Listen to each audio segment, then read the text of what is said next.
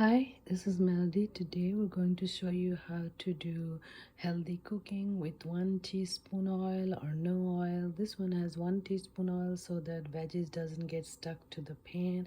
And now I have little bit cumin seed and asafoetida. I roasted them.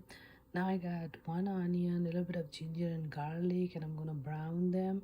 And then after that, we're gonna put our beans. So as you can see, my onion, ginger, garlic is sauteed. And now to that, I'm gonna pour my beans and the spices. So as you can see, I put my beans and I put some salt, turmeric, garam masala powder, and vegetable masala powder, and a cup of water, and I'm gonna cover it up and cook it 15 to 20 minutes until they're fully done.